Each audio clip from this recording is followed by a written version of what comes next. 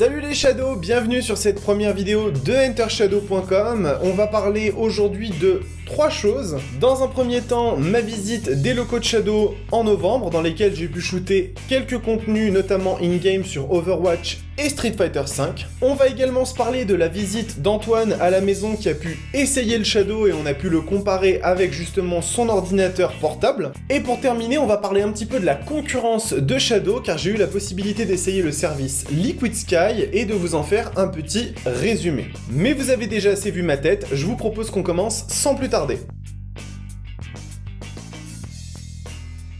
Graal parmi les Graals, j'ai eu la possibilité d'aller encore une fois dans les locaux de Blade à Paris.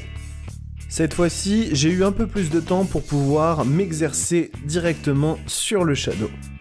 Et il faut bien admettre que le résultat force comme toujours le respect.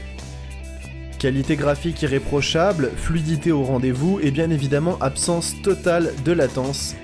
Le Shadow ne déçoit pas, mais encore une fois pour les mauvaises langues, on pourra toujours se demander « Puisque nous sommes dans les locaux, rien ne les empêche de tricher ».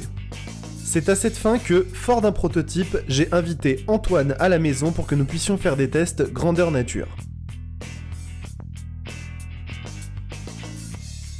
Après un peu d'installation et un Antoine franchement circonspect à l'idée de passer devant une caméra, nous attaquons les premiers matchs à la maison sur le Shadow. Il faut savoir ici qu'Antoine n'a jamais pu essayer le Shadow en dehors de la Paris Games Week et que ses premières impressions sont primordiales. Oh oui! Oh oui! Allez, oh oui! C'est fini pour lui, c'est fini pour lui. Il en reste un. Bonjour! Attention! De toute façon, je te heal. Il n'a pas l'air plus déstabilisé que ça. Mais alors au final, le Shadow, ça permet de gagner des parties sur Overwatch ou pas ?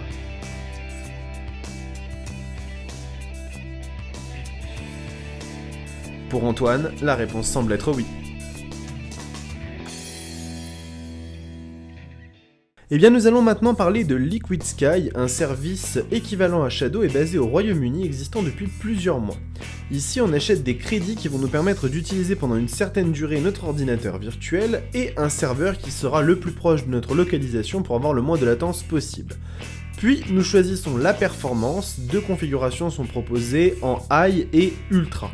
L'interface de configuration finalement nous permettra de régler quelques paramètres. Finalement, nous lançons le téléchargement de notre jeu avec une connexion qui est impressionnante de vélocité.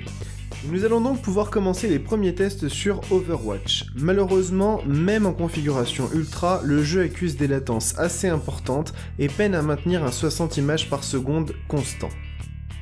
The Witcher 3 sera le clou qui scellera le cercueil avec des effets de flou cinématique insupportables et un framerate qui peine à dépasser les 30.